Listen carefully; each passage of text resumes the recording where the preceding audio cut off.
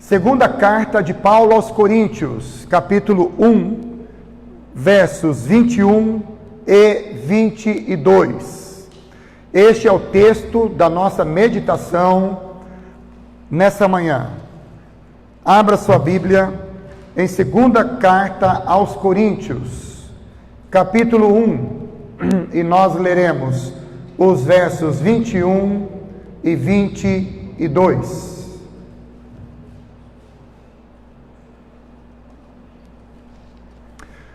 Na minha tradução diz assim: mas aquele que nos confirma, grave essa palavra, confirma, juntamente com vocês em Cristo, e que nos ungiu, guarde mais essa palavra, ungiu, é Deus, que também pôs o seu selo em nós, e nos deu o penhor, guarde mais essa palavra, o penhor do Espírito em nosso coração. Agora eu vou ler de uma vez.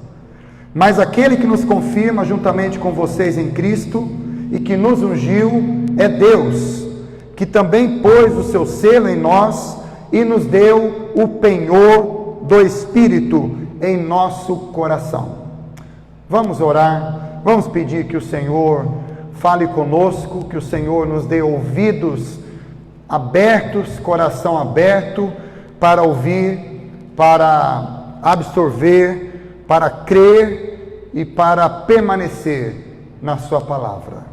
Senhor Jesus, nós te agradecemos por esta manhã, pela tua voz que fala conosco através da tua palavra, pela tua presença que aquece os nossos corações e por esse encontro, Senhor, da tua igreja nessa manhã, por essa reunião, esse ajuntamento dos teus filhos, das tuas filhas em Cristo, Senhor, dominado pelo teu Espírito, esse encontro, Senhor, que é conduzido pelo teu Espírito.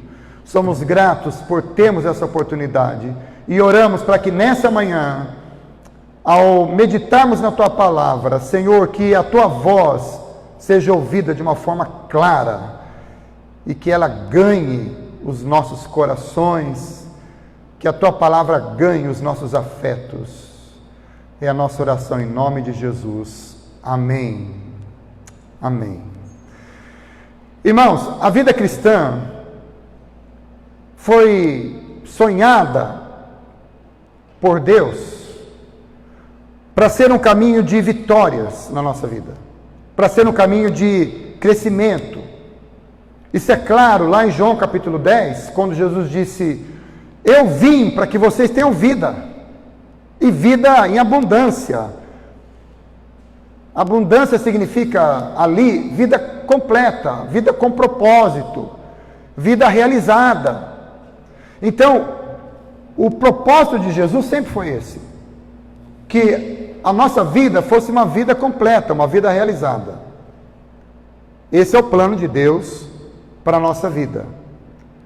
A vida cristã não foi desenhada para ser uma coisa frágil, não foi desenhada para ser um caminho frágil, não foi desenhada para ser uma loteria esportiva, um jogo de azar, em que a pessoa pensa assim: bem, eu vou começar a vida cristã, mas eu não sei o que vai acontecer, eu não sei se eu vou chegar lá, eu não sei se eu vou chegar até o final, eu não sei se eu terei essa sorte de chegar até o final.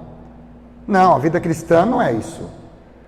A vida cristã não é essa loteria esportiva, em que você começa, aquele salto no escuro que você dá, e você pensa: quem sabe eu terei a sorte de chegar até o final, na minha caminhada com Deus, até quando o Senhor me chamar. Algumas pessoas pensam que a vida cristã é essa corrida em que alguns sortudos têm a chance de saírem vencedores. Não, a vida cristã não é assim. Pelo contrário, o Deus que nos chamou para segui-lo, para servi-lo, o Deus que nos chamou para nos tornarmos discípulos de Jesus, é o mesmo Deus que nos deu todas as provisões para que a gente viva essa vida da forma como ela foi desenhada. O mesmo Deus que nos chamou, nos deu as provisões para que a gente viva essa vida completa, para que a nossa caminhada de fé, o nosso viver no Evangelho, seja um viver completo, seja uma vida vitoriosa, seja uma vida realizada. Esse é o plano de Deus para a nossa vida. E talvez nunca na história recente a gente tenha tido tanta necessidade de entender essa verdade de que o Senhor nos chamou para uma vida vitoriosa. Talvez nunca na nossa história recente a gente tivesse tanta necessidade de entender essas coisas, de crer nessas verdades. Por que eu estou dizendo isso? Porque nós vivemos num tempo de incertezas. Nós vivemos numa época em que tudo parece muito solto. Parece que os caminhos que a gente anda são caminhos líquidos. Parece que os referenciais que a gente crê são frágeis. E a gente tem a impressão que a gente está nadando rio acima, nadando na contramão do mundo. Nós, os que cremos em Jesus. Por isso, nós precisamos, como discípulos de Jesus, aprender a arte da resistência.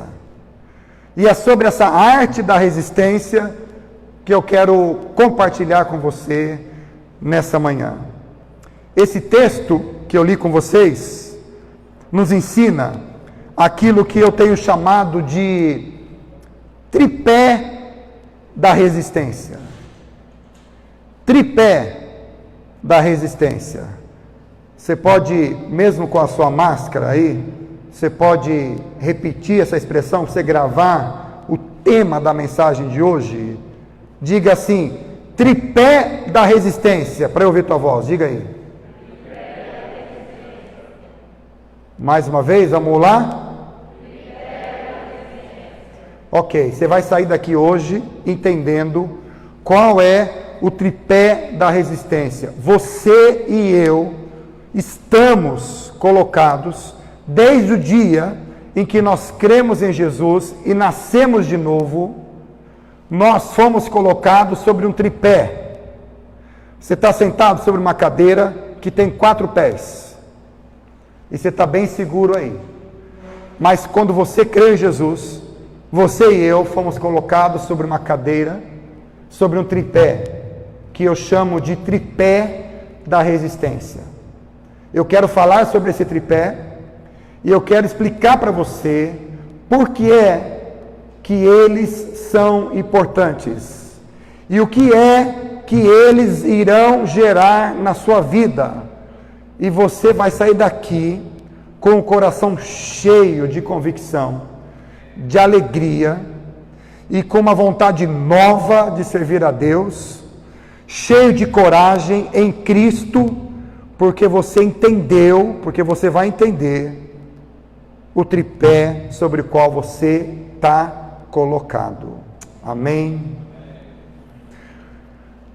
Nesse texto, o apóstolo Paulo está falando do seu ministério.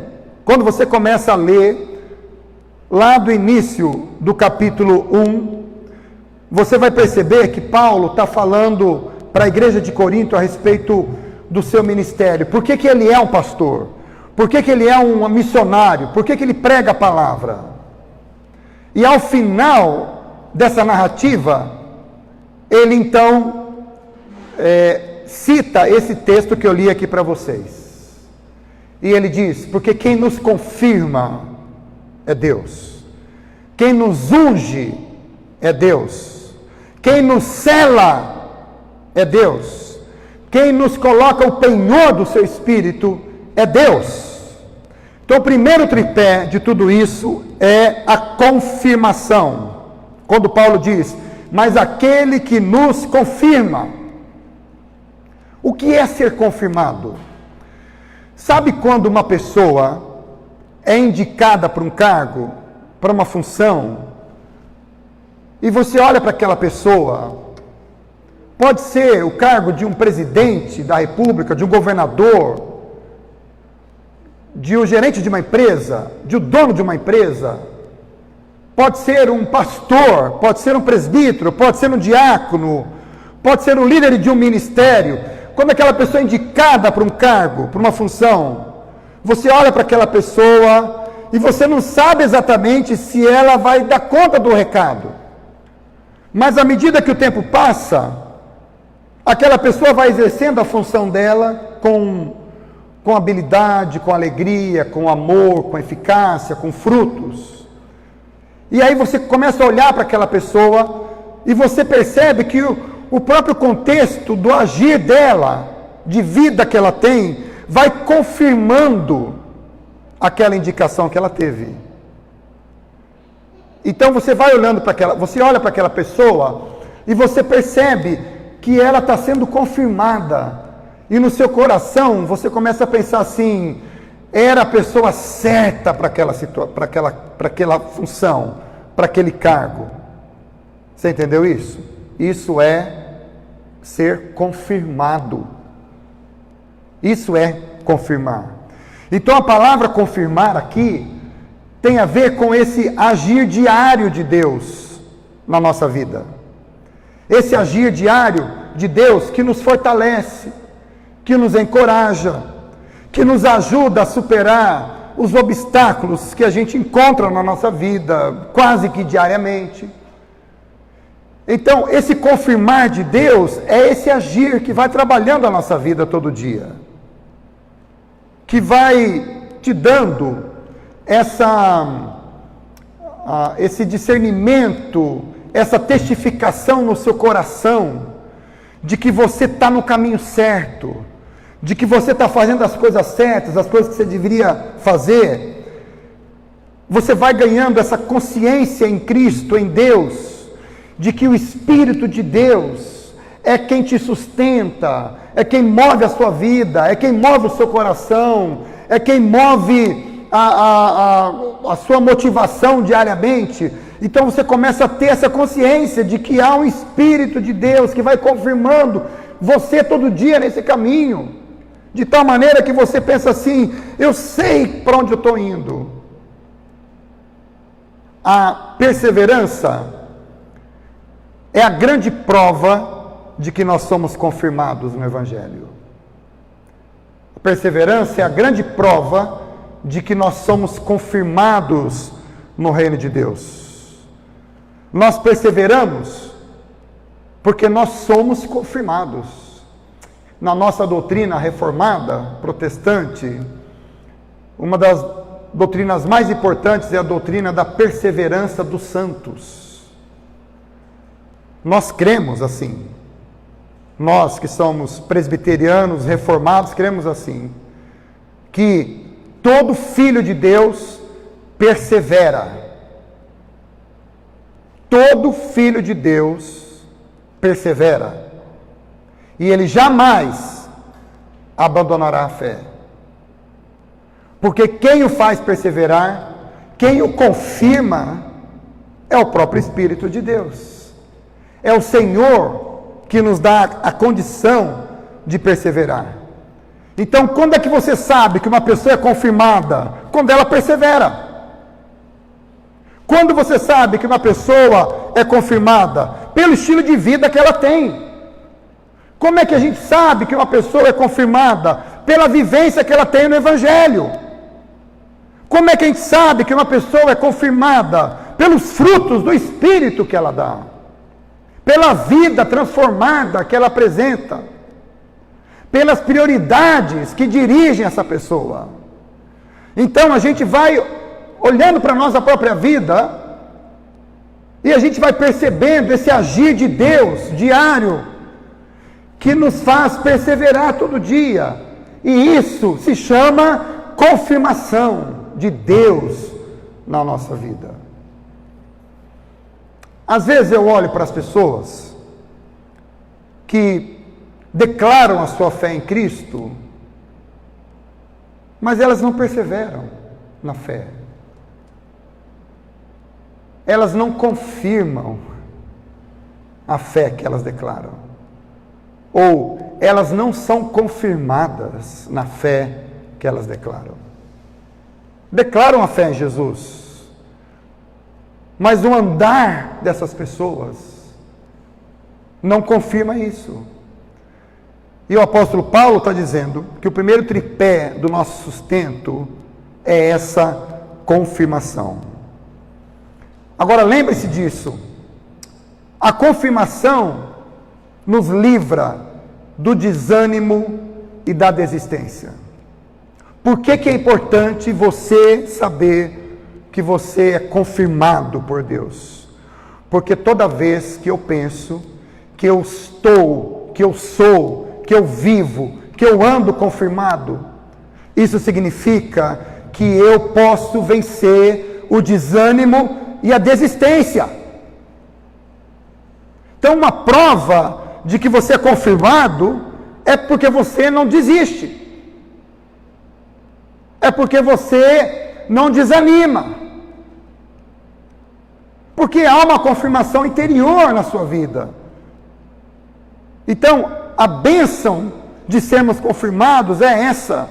Você nunca, por maiores lutas que você passe, por gigantes que sejam os obstáculos, as frustrações, as decepções que você passa na sua vida, você nunca irá desistir da sua fé.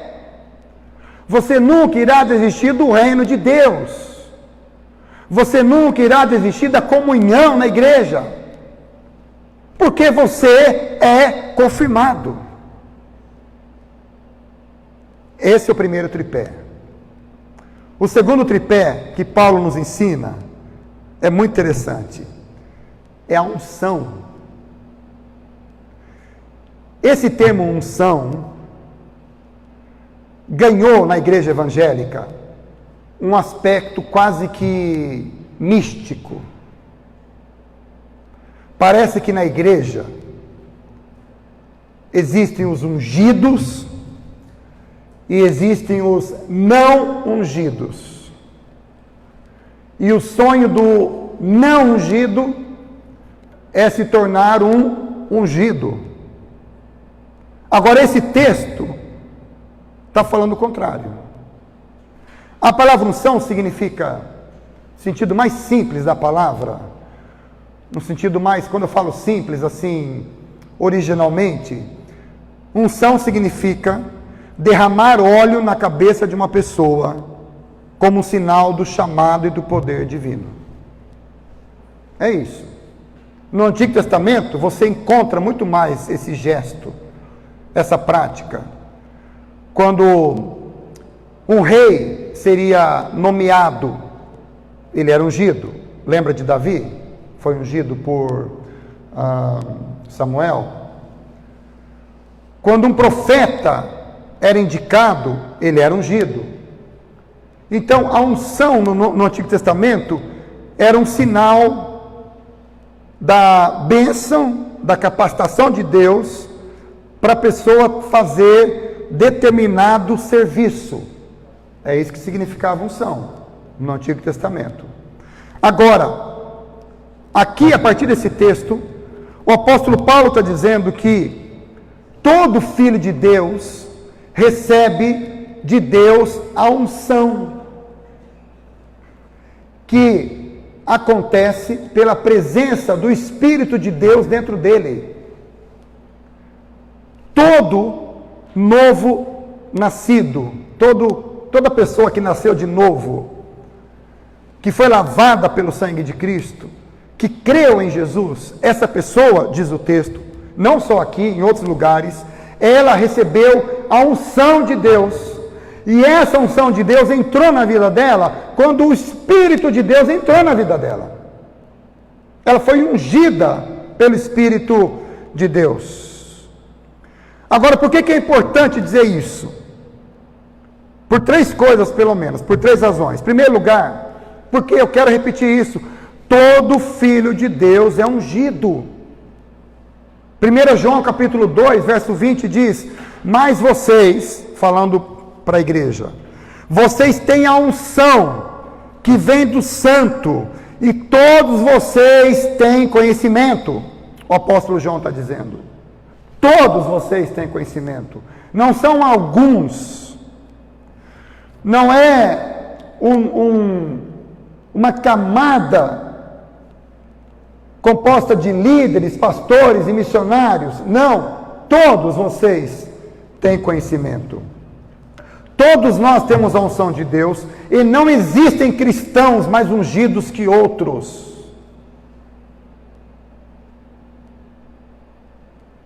Preste atenção. Não existem cristãos mais ungidos que outros. O que existem são pessoas que têm mais intimidade com Deus do que outras. Que buscam a Deus com o coração mais quebrantado do que outras. Que têm um espírito de obediência profundo na sua vida, muito maior do que outros. Que amam a Jesus com um coração pleno, muito mais do que outros. Essas pessoas experimentarão muito mais do agir de Deus nas suas vidas. Você entendeu essa diferença? Agora, todos têm a mesma unção. Em segundo lugar, falando sobre a unção, eu queria dizer o seguinte para vocês. Toda unção aponta para um chamado. Nós fomos chamados, nós fomos ungidos para seguir Jesus, para servi-lo com os nossos dons, com os nossos talentos, para fazer novos discípulos para Jesus. A unção não é um certificado que você ganha e bota no bolso, ou bota na gaveta, e quando alguém pergunta, você diz: não, está aqui minha carteirinha de ungido. A unção não é uma carteirinha que você ganha, não é um certificado que você ganha. A unção é uma capacitação que você recebe, é um chamado para você servir. Por isso que na palavra de Deus, várias vezes, você encontra, tanto no Antigo Testamento, como no Novo Testamento, o Senhor dizendo: agora vá. Por que que Deus ungia pessoas no Antigo Testamento? Para serem reis, para serem profetas, para serem juízes, para serem sacerdotes. Ele não ungia para dar férias para as pessoas. Vem cá, Davi, eu vou te ungir com a unção das férias. Está ungido, meu filho, vai tirar férias. Não é você não, David. Você foi ungido com a unção do trabalho, meu filho. Não vem com história, não. Tem muita estrada para você correr, viu? Graças a Deus. A unção de Deus é para fazer a gente sair do nosso lugar. Não é para você cruzar os braços e achar: está tudo bem, sou ungido de Deus, glória a Deus, graças a Deus, louvado seja o Senhor. E tem outra coisa também, você não foi ungido só para mandar zap para as pessoas. Tem gente que acha que tem essa unção do zap e manda zap o dia inteiro de mensagem para as pessoas. Essa unção é boa, mas tem uma unção maior que Deus deu para a gente, que é a unção para servir, para ir, para caminhar, para fazer. É por isso que, como pastor, eu sempre tenho uma expectativa em relação às pessoas que declaram sua fé em Cristo. Qual que é a minha expectativa? Que elas sirvam. Então, como pastor, eu olho para o rebanho, para as minhas ovelhas. Qual a expectativa que eu tenho? Que elas sirvam, porque elas receberam uma unção para isso. E me frustra por eu saber que ela tem uma unção para servir e ela não serve. Terceira coisa que o texto nos ensina sobre a unção é que toda unção aponta para uma capacitação. Esse é o segredo da unção. A unção é uma capacitação que nos ajuda, que nos faz andar no Evangelho, fazer a vontade de Deus e servir de acordo com a vontade de Deus. Então todo crente, todo cristão, todo filho de Deus possui capacidade para servir. Pode ser que você não tenha capacidade para servir em determinada área, que não é a sua, então esquece aquilo. Agora, Deus te deu capacidade para servir em alguma outra área. Encontre essa área e sirva. Porque é para isso que você foi ungido. Então lembre-se disso. Por que é importante você se lembrar da unção de Deus na sua vida? Porque a unção nos livra da ignorância no agir. Porque se você tem unção, você tem direção na sua vida. Você pode tomar decisões corretas na sua vida. Você não precisa mais andar nas trevas, na escuridão. Porque agora você tem a unção, o conhecimento. Você tem um Espírito Santo de Deus que habita a sua vida e que te conduz. E é importante lembrar-se da unção, porque ela nos livra desse olhar complacente sobre nós mesmos. Sabe esse olhar sobre nós, que nos faz sentir coitadinhos, gente inferior? Isso não é de Deus. A unção nos lembra que nós recebemos de Deus o encargo, que fomos capacitados, que fomos escolhidos, que fomos cheios dele. Então isso, quando você entende isso, você para de ficar olhando para você mesmo, com aquele olhar complacente. Oh meu Deus, me falta tanta coisa, me falta capacidade, me falta habilidade, me falta isso, me falta aquilo. Acabou. Se você entende a unção de Deus, você nunca mais vai pensar assim. Porque você tem a unção de Deus na sua vida. Em terceiro lugar, o primeiro tripé é a confirmação. O segundo tripé é a unção. E o terceiro tripé é o selo e o penhor do Espírito Santo de Deus. O selo, no mundo neotestamentário, era a garantia de pertencimento. Preste atenção nisso.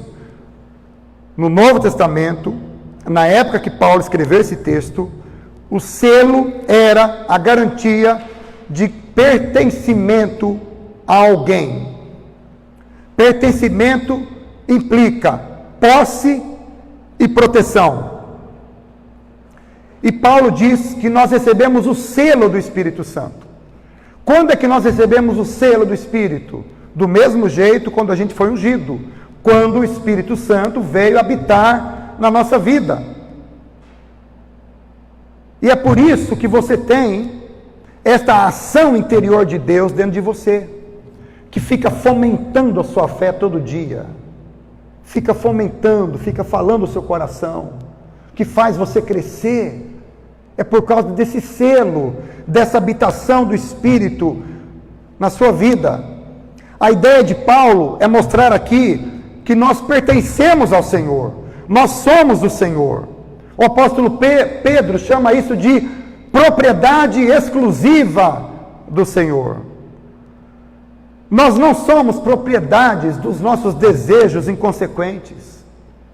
Nós não somos propriedade das nossas paixões e da nossa vontade egoísta. Nós pertencemos ao Senhor. É Ele que manda na nossa vida. E nós temos do Senhor a promessa da proteção, porque Ele cuida daqueles que a Ele pertencem. É a certeza dessa presença cuidadosa de Jesus na nossa vida. E Paulo diz: vocês, eu, todos nós, recebemos o selo de Deus. Se você é filho de Deus, Paulo está dizendo aqui, você tem o selo de Deus na sua vida. Amém? Mas a presença do Espírito também indica a ideia da garantia, quando Paulo fala penhor, porque ele fala duas palavras aqui, ele fala de selo e ele fala de penhor. A palavra penhor, no grego é arrobã, e ela significa, a palavra arrobã significa a primeira parte do pagamento. Exemplo, naquela época, se alguém fosse comprar um gado, e ele então dava o arrobã, que era a primeira parte do pagamento, aquilo era garantia de que ele iria pagar o resto. Se você fosse trabalhar para uma pessoa, e ela dissesse, eu já vou te dar o arrobã, era a primeira parte do pagamento, era a certeza de que aquela pessoa iria pagar o restante. O Espírito Santo, habitando em nós, é a garantia de que o Senhor completará a sua obra na nossa vida. O Espírito Santo é o arrobã de Deus na nossa vida. Você está entendendo isso? É a certeza de que Deus não vai nos abandonar. É a certeza de que Ele não vai viajar para longe e nos deixar. É a garantia de que Ele vai completar a obra que Ele começou nas nossas vidas. E aquilo que Ele começou, Ele vai levar até o final. Como diz o Salmo, no que a mim se refere, no que a mim concerne, o Senhor levará a bom termo. E nesse tempo de incertezas, você pode ter a garantia do agir e da presença de Deus na sua vida. Então lembre-se disso. Por que é importante você entender que você foi selado e que você tem o penhor do Espírito dentro de você? Porque o selo e o penhor nos livram do medo e da insegurança que tentam assaltar a nossa vida todo dia. Então pense nisso, quando você sentir medo, quando você se sentir inseguro, lembre-se disso, você foi selado. Você tem o penhor do Espírito dentro de você, que são garantias de que o Senhor vai cuidar de você, que são garantias de que o Senhor vai prover para a sua vida, que são garantias que o Senhor vai sustentar a sua vida até o final, e Ele não vai deixar você desistir, e você vai perseverar, porque há um selo de Deus sobre você, há uma garantia. Ora, o Espírito Santo é a melhor coisa que podia habitar a nossa vida. Agora presta atenção, o Espírito Santo é o penhor. O que Paulo está dizendo é que o que Deus tem para a nossa vida são coisas tão lindas, e isso é só o começo de tudo.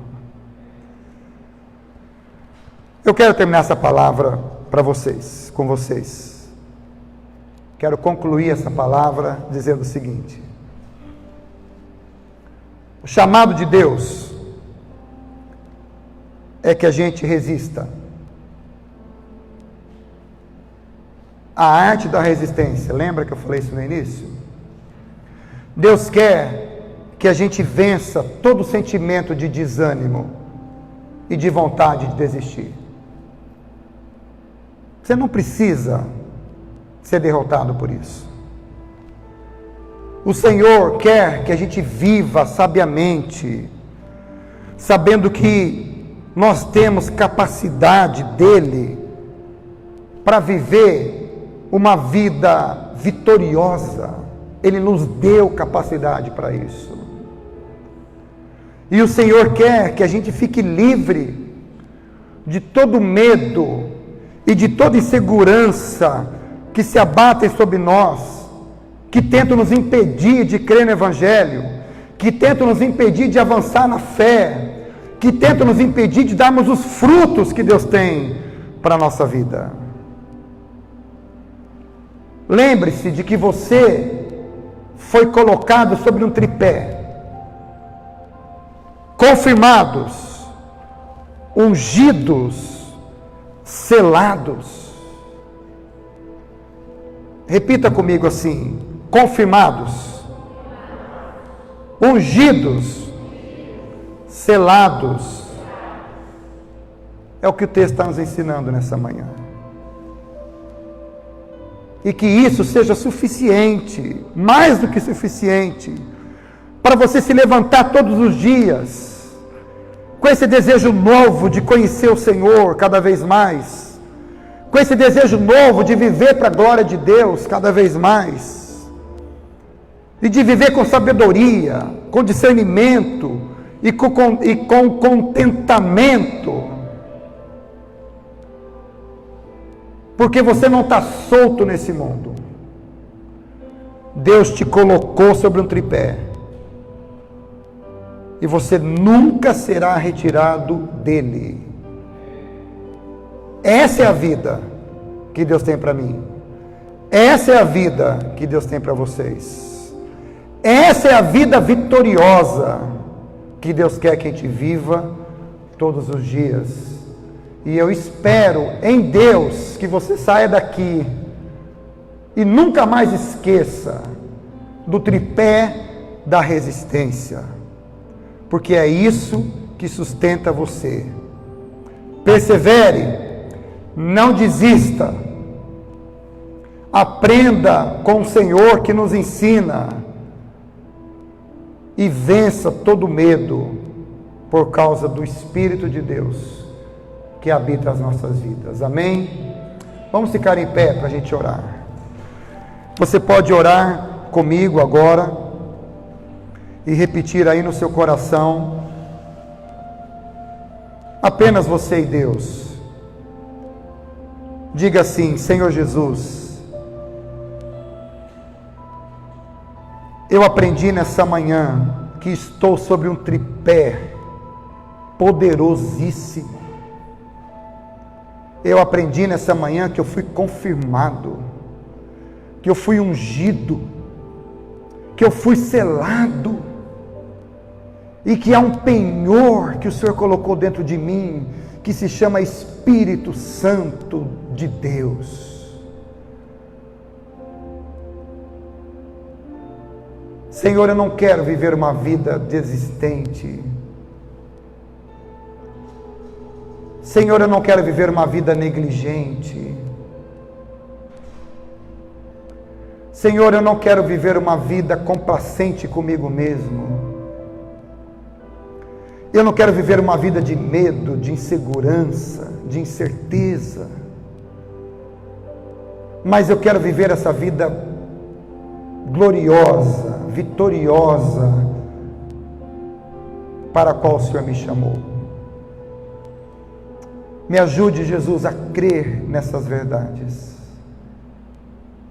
a andar nelas e a viver por causa delas. Que elas sejam motor da minha vida. Para a glória do teu nome eu oro, em nome de Jesus. Amém.